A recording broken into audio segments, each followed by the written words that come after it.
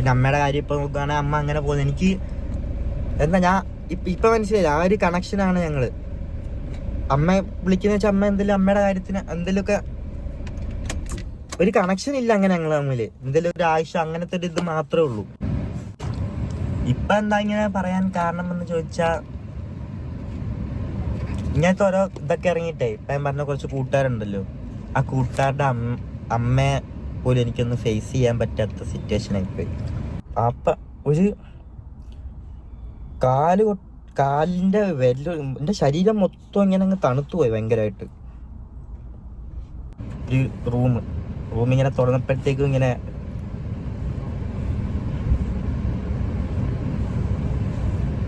ഒരു തുണി ഇങ്ങനെ മാറ്റി കാണിച്ചു.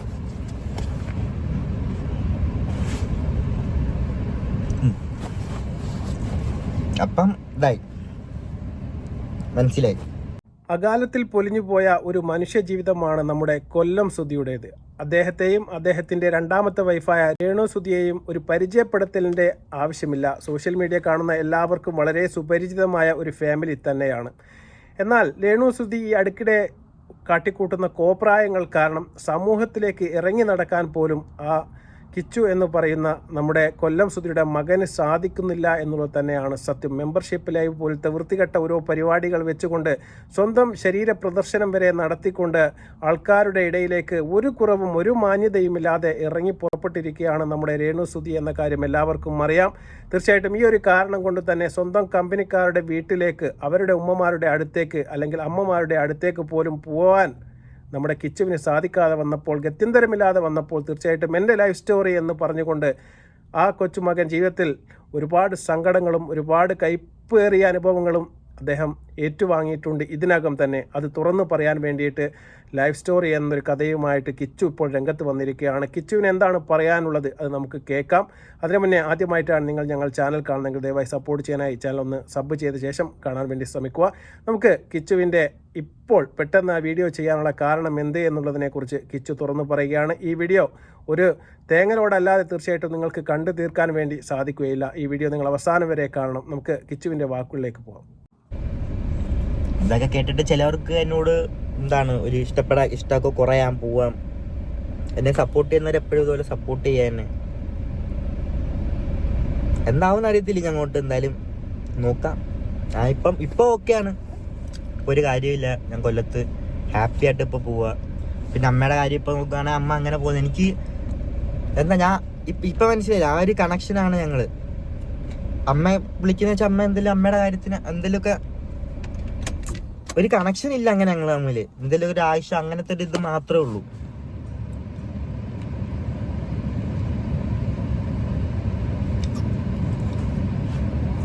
അപ്പം അങ്ങനെയൊക്കെയാണ് കാര്യങ്ങൾ. ഇപ്പം എന്താ ഇങ്ങനെ പറയാൻ കാരണം എന്ന് ചോദിച്ചാൽ ഇങ്ങനത്തെ ഓരോ ഇതൊക്കെ ഇറങ്ങിയിട്ടേ ഇപ്പം ഞാൻ പറഞ്ഞ കുറച്ച് കൂട്ടുകാരുണ്ടല്ലോ, ആ കൂട്ടുകാരുടെ അമ്മയെ പോലും എനിക്കൊന്ന് ഫേസ് ചെയ്യാൻ പറ്റാത്ത സിറ്റുവേഷനായി പോയി. അവരും എല്ലാവരും ഇപ്പം എന്നെ അങ്ങനെ ഒരു ചെറുക്കൻ അങ്ങനത്തെ രീതി കാണണമെന്ന് അതൊക്കെ ഒരു ഫീലാവുന്നു ഭയങ്കരമായിട്ട്. ഇതൊക്കെ കൊണ്ട് പറയാമെന്ന് വിചാരിച്ച് അപ്പം ഇതൊക്കെയാണ് എൻ്റെ ലൈഫ് സ്റ്റോറി. എന്താണേലും നോക്കാം. ഇപ്പം ഇത്രയൊക്കെ ആയില്ലേ, ഇത്രയൊക്കെ അനുഭവിച്ചില്ല, ഇത്രയൊക്കെ കാര്യങ്ങൾ പഠിച്ചില്ല. ഇനി എന്നെ കൊണ്ട് പറ്റും. ഞാൻ ഒറ്റയ്ക്ക്. അപ്പോൾ കിച്ചു പറയുകയാണ്, തീർച്ചയായിട്ടും ഈ വീഡിയോ പുറത്തു വരുന്നതോടുകൂടി ചില ആൾക്കാർക്ക് എന്നോട് ദേഷ്യമുണ്ടാവാം. ചിലപ്പോൾ ചില ആളുകൾ തമ്മിലുള്ള ബന്ധങ്ങൾ വരെ നഷ്ടപ്പെട്ടേക്കാം. പക്ഷേ അതൊന്നും ഞാൻ കാര്യമാക്കുന്നില്ല. തീർച്ചയായിട്ടും എനിക്കിത് തുറന്നു പറയണം. അതിനുള്ള പ്രധാനപ്പെട്ട കാരണം അദ്ദേഹം പറയുകയാണ്, സ്വന്തം കമ്പനിക്കാരുടെ വീട്ടിനകത്തേക്ക് പോകാൻ പോലും അദ്ദേഹത്തിന് പറ്റുന്നില്ല എന്നാണ് പറയുന്നത്. അത്രമാത്രം വൃത്തികെട്ട ഓരോ രീതിയിലാണ് രേണു സുധി ഇന്ന് സോഷ്യൽ മീഡിയയിൽ നിറഞ്ഞു നിൽക്കുന്നത് എന്ന് നമുക്ക് എല്ലാവർക്കും അറിയാം. പണം വാങ്ങി ശരീര പ്രദർശനം നടത്തുക എന്ന് പറയുന്ന തേർഡ് റേറ്റ് പരിപാടി ഇപ്പോൾ നടത്തിക്കൊണ്ടിരിക്കുകയാണ് രേണു സുധി.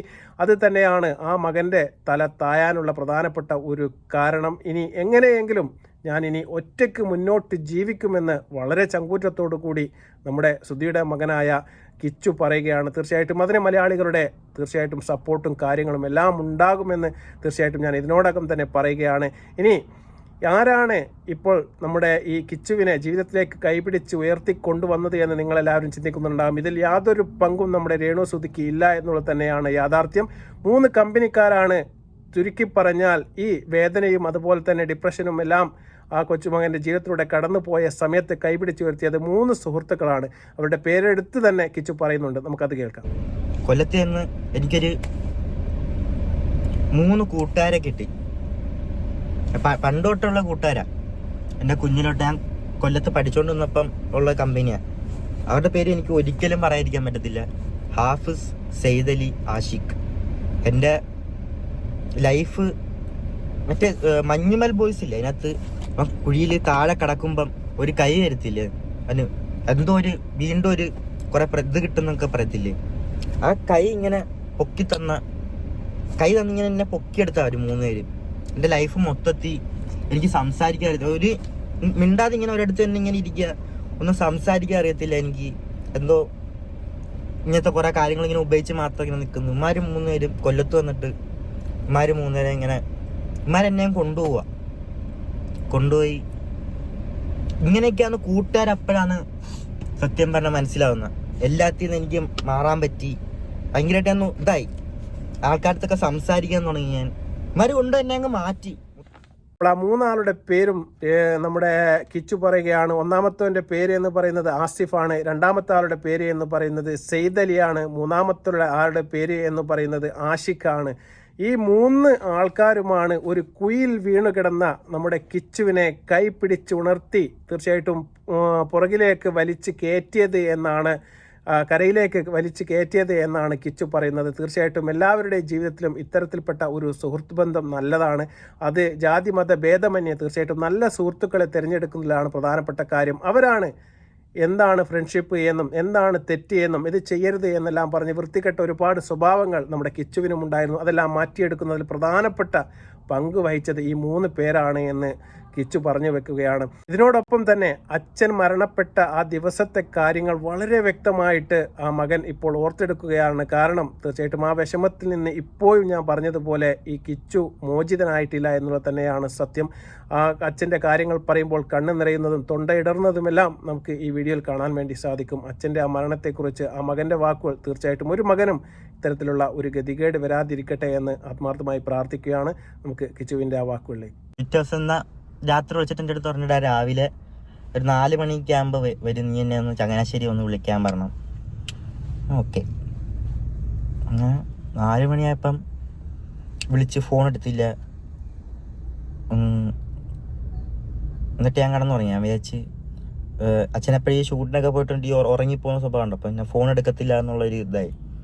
ഞാൻ വെച്ചാൽ കിടന്നുറങ്ങാം, രാവിലെ എന്തായാലും വരും. ഇപ്പം ഞാൻ കിടന്നുറങ്ങി. വെക്ക എന്നെ അമ്മ ഒന്നിങ്ങനെ തട്ടി എണീപ്പിച്ചിട്ട് നീ അച്ഛനെന്തോ പറ്റിയെന്ന് തോന്നുന്നു, ഒന്ന് വിളിച്ചു നോക്കാം. ഞാനിപ്പം എണീക്കുന്ന നേരെ അച്ഛൻ്റെ ഫോണിലോട്ടൊക്കെ വിളിക്കുന്നു. ഫോണിലോട്ട് വിളിച്ചിട്ട് എടുക്കുന്നൊന്നുമില്ല, ഫോൺ സ്വിച്ച് ഓഫ് ഒക്കെ പറയുന്നു. അപ്പോഴേ ആൾക്കാരൊക്കെ ഇങ്ങനെ വരാൻ തുടങ്ങി. അപ്പം എനിക്ക് മനസ്സിലായി എന്തോ ഇതായിട്ടുണ്ട്. അപ്പോഴത്തേക്ക് ഞാൻ നേരെ ആദ്യം അനൂപേട്ടനെ വിളിച്ചിട്ട് എന്തോ പറ്റിയ അനൂപേട്ട അച്ഛന്. അനൂപേട്ടൻ പറഞ്ഞിങ്ങനെ രക്ഷിക്കാൻ പറ്റിയില്ല, സോറി എന്ന് പറഞ്ഞിട്ട് ഫോൺ ഇങ്ങനെ കട്ട് ചെയ്ത് ആ ഫോൺ എടുത്ത് എറിഞ്ഞ്. എന്തോ അനൂപേട്ട പറയുന്ന, അങ്ങനെ അനൂപേട്ട ചോദിച്ചാൽ എന്തോ അനൂപേട്ട പറയുന്ന. അപ്പം ഒരു കാലിൻ്റെ എൻ്റെ ശരീരം മൊത്തം ഇങ്ങനെ അങ്ങ് തണുത്തു പോയി ഭയങ്കരമായിട്ട്. എന്തൊക്കെയാ നടക്കുന്ന ആ ടൈമിൽ ഒന്നും എനിക്ക് അങ്ങോട്ട് അറിയാൻ വയ്യ. എന്തൊക്കെയോ നടക്കുന്നു, ആരൊക്കെയോ വരുന്നു എൻ്റെ അടുത്ത്, എന്തൊക്കെയോ ഒരു സിനിമയിലൊക്കെ നടക്കത്തില്ല അതുപോലെ ഇങ്ങനെ നടക്കുന്നു. ആശുപത്രി എത്തുന്നവരെ ഞാൻ ചിന്തിക്കും ഇതൊക്കെ ഒരു പ്രാങ്ക് എന്നായിരിക്കണേ, അങ്ങനെ എന്തെങ്കിലുമൊക്കെ ആയിരിക്കണേ. പക്ഷെ പോകുന്ന വഴിക്ക് ഒരു ന്യൂസ് ഇട്ടേക്കുക, ന്യൂസിനകത്ത് കണ്ട്. പക്ഷെ എനിക്ക് അപ്പോഴും എനിക്ക് അങ്ങോട്ട് അക്സെപ്റ്റ് ചെയ്യാൻ പറ്റുന്നില്ല. എന്തോ നേരെ ചെന്ന് ആദ്യ അച്ഛനെ അവിടെ പോയി കണ്ട് ഇങ്ങനെ അകത്ത് ഒരു ആൾക്കാരൊക്കെ ഉണ്ട്. ആൾക്കാർ ഇങ്ങനെ കൊണ്ടുവന്ന് ഒരു റൂമിങ്ങനെ തുറന്നപ്പോഴത്തേക്കും ഇങ്ങനെ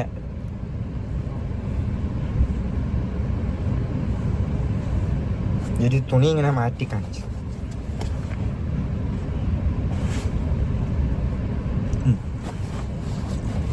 അപ്പം ഇതായി മനസ്സിലായി.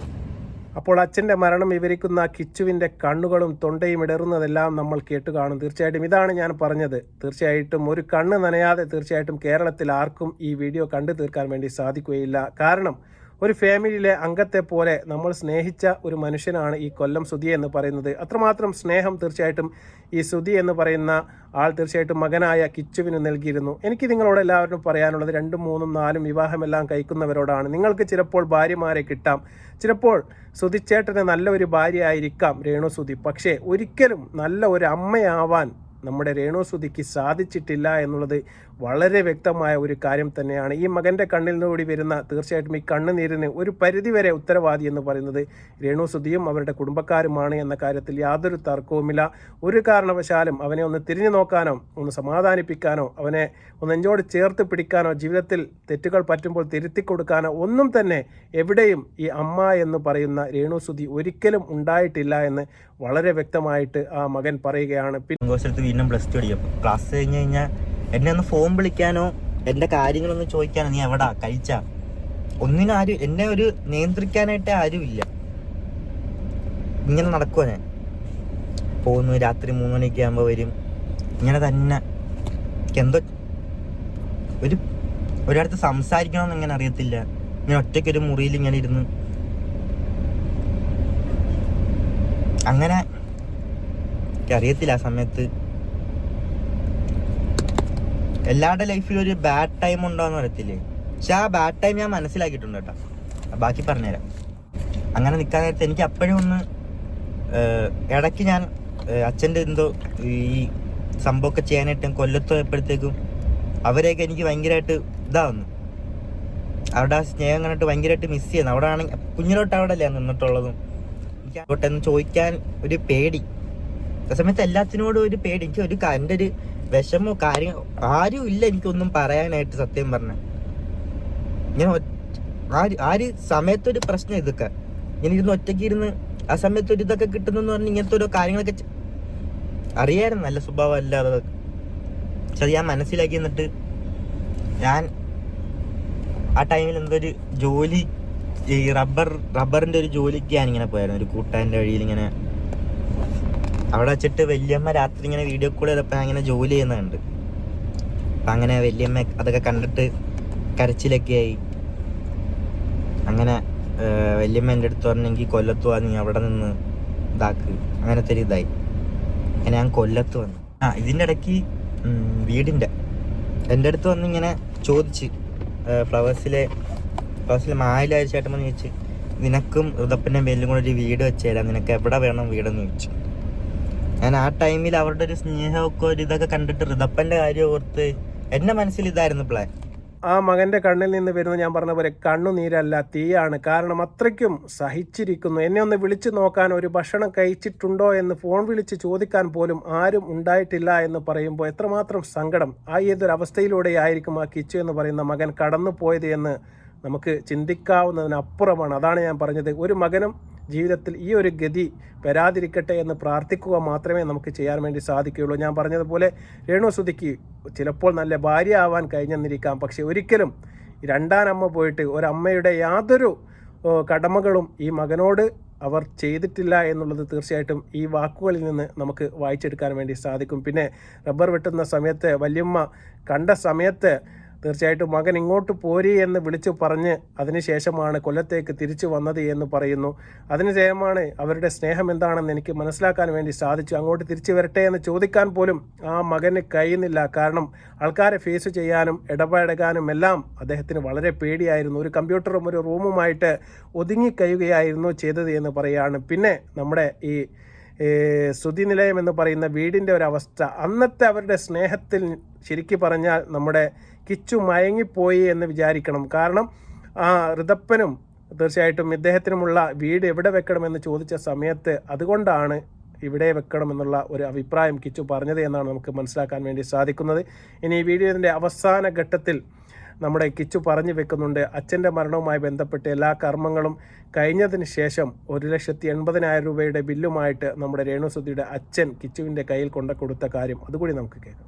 ഇതെല്ലാം പരിപാടിയെല്ലാം സംഭവം എല്ലാം കഴിഞ്ഞു. അപ്പോഴത്തേക്ക് ഈ പള്ളിക്കാരും പപ്പ അമ്മയുടെ അച്ഛൻ കൂടെ ഒരു ബില്ല് റെഡി ആയിക്കൊണ്ട് എൻ്റെ കൈ കൊണ്ട് തന്നു. 1,80,000 രൂപ അങ്ങാണ്ട് മൊത്തം അച്ഛൻ്റെ സംഭവങ്ങളെല്ലാം ഇതാക്കിയതിന് 1,80,000 രൂപ ബില്ലെന്ന് പറഞ്ഞിട്ട് എൻ്റെ കൊണ്ട് തന്നത്. ഫ്ലവേഴ്സുകാരുടെ കൊടുക്കുന്ന പറഞ്ഞിട്ട് എൻ്റെ കൊണ്ട് തന്നു. ഞാൻ അപ്പം അനൂപൻ്റെ അടുത്ത് ഇങ്ങനെ വിളിച്ചിട്ട് ഇങ്ങനെ കാര്യം പറഞ്ഞു, ഇങ്ങനെയൊക്കെ പറയുന്ന. അനൂപേട്ടൻ പറഞ്ഞൊരു പുള്ളിയും കൂടെ വിടാം, എന്നിട്ട് നീയും ആ ചേട്ടനും കൂടെ പോയി എല്ലായിടത്തും നീ തന്നെ പോയി ബില്ലുണ്ടാക്കി ഇതാക്കാൻ പറഞ്ഞു. അങ്ങനെ ഞാനും മായിൽ വർക്ക് ചെയ്യുന്ന ഒരു ചേട്ടനാണ്, ആ ചേട്ടനും കൂടെ വന്ന് ഞങ്ങൾ ഇതൊക്കെ ചെയ്തിട്ടുണ്ട്. അതെല്ലാം അവിടെ ഇവിടെ പോയി എല്ലാവരും ബില്ല് റെഡിയാക്കി 89,000 രൂപ എങ്ങാണ്ടാന്ന് തോന്നുന്നു മൊത്തം. ഞാൻ ഡയറക്റ്റ് തന്നുകൊണ്ട് എല്ലാവരും ഇങ്ങനെ പൈസയൊക്കെ കുറച്ച് തന്നു. അപ്പോൾ 1,80,000 രൂപയുടെ ബില്ല് കിച്ചുവിൻ്റെ കയ്യിൽ കൊടുത്തിട്ട് ഫ്ലവേഴ്സുകാർക്ക് കൊടുക്കാനാണ് നമ്മുടെ നമ്മുടെ രേണുവിൻ്റെ അച്ഛൻ പറഞ്ഞത്. അതിനുശേഷം അത് അനൂപ് ചേട്ടനെ വിളിച്ചു പറയുന്നു. ആ സമയത്ത് അദ്ദേഹം മറ്റൊരാളെ പറഞ്ഞേക്കുന്നു. രണ്ടുപേരും പോയി ബില്ലെല്ലാം ചെയ്തതിന് ശേഷം ഏകദേശം 89,000 രൂപയോട് കൂടി എല്ലാ കടങ്ങളും കൊടുത്തു തീർക്കാൻ വേണ്ടിയിട്ട് നമ്മുടെ കിച്ചുവിന് സാധിക്കുന്നു.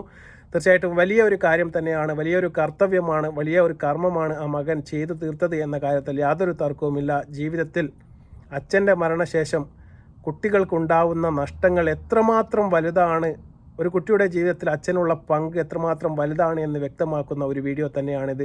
അതുകൊണ്ട് തീർച്ചയായിട്ടും ഇത് എല്ലാ കുട്ടികളും കാണണം. കാരണം 2-3 കെട്ടുന്ന സമയത്ത് ഞാൻ പറഞ്ഞതുപോലെ അവർക്ക് ചിലപ്പോൾ നല്ല ഭാര്യയെ കിട്ടാം, നല്ല സ്നേഹങ്ങളെല്ലാം കിട്ടാം. പക്ഷേ ആ അച്ഛൻ മരിച്ചു കഴിഞ്ഞാൽ എന്തായിരിക്കും ആ കുട്ടിയുടെ ഒരു അവസ്ഥ എന്ന് വരച്ച് കാട്ടുന്ന വളരെ വ്യക്തമായ ഒരു വീഡിയോ തന്നെയാണിത്. തീർച്ചയായിട്ടും ഇത് മലയാളി സമൂഹം എല്ലാവരും കാണണം. പക്ഷേ ഞാൻ ഒന്നടങ്കം എല്ലാവരെയും കുറ്റം പറയുകയല്ല, പക്ഷേ ചില ഫാമിലികൾ ഇങ്ങനെയാണ്. ഇത്തരം തിരിഞ്ഞു നോട്ടങ്ങൾ കുറയുന്നത് കൊണ്ട് തന്നെയാണ് ഞാൻ വൃത്തികേടിലേക്ക് പോയത് എന്നും മദ്യമടക്കമുള്ള കാര്യങ്ങൾ കഴിക്കാൻ ഞാൻ കാരണമായത് അത്തരം വിഷമഘട്ടങ്ങളിലൂടെ കടന്നു പോയത് കൊണ്ടാണ്. ഞാനതെല്ലാം തിരുത്തി നല്ലൊരു ജീവിതത്തേക്ക് തിരിച്ചു വരികയാണ് എന്നാണ് നമ്മുടെ കിച്ചു പറഞ്ഞു വെക്കുന്നത്. പിന്നെ എന്തുകൊണ്ടാണ് ഇപ്പോൾ ഇത് വന്ന് പറയാനുള്ള പ്രധാനപ്പെട്ട കാരണം എന്ന് പറഞ്ഞാൽ തീർച്ചയായിട്ടും ഞാൻ പറഞ്ഞതുപോലെ രേണുസുതിയുടെ തെറ്റായ നടപ്പ് കൊണ്ട് ജീവിതത്തിലേക്ക് അല്ലെങ്കിൽ സമൂഹത്തിലേക്ക് ഇറങ്ങി നടക്കാൻ പോലും പറ്റാത്ത ഒരവസ്ഥയിലേക്ക് കിച്ചുവിനെ അവരെത്തിച്ചു. അതിലെനിക്ക് പങ്കില്ല, ഞാനും അവരും തമ്മിൽ യാതൊരു ബന്ധവുമില്ല, ഒരു അമ്മ മകൻ ബന്ധം ഒന്നും തന്നെ ഇല്ല. അവർ ചിലപ്പോൾ അവരുടെ കാര്യങ്ങൾക്ക് വിളിച്ചാൽ വിളിച്ചു എന്ന് മാത്രമേ ഉള്ളൂ എന്ന് വളരെ വ്യക്തമായിട്ട് കിച്ചു ഇപ്പോൾ മലയാളി സമൂഹത്തോട് പറഞ്ഞിരിക്കുകയാണ്. തീർച്ചയായിട്ടും മറ്റൊരു വീഡിയോവുമായി വരുന്നതുവരെ നന്ദി, നമസ്കാരം. നിങ്ങളുടെ വിലയേറിയ അഭിപ്രായങ്ങൾ തീർച്ചയായിട്ടും കമൻറ്റായി രേഖപ്പെടുത്തുക. ബൈ.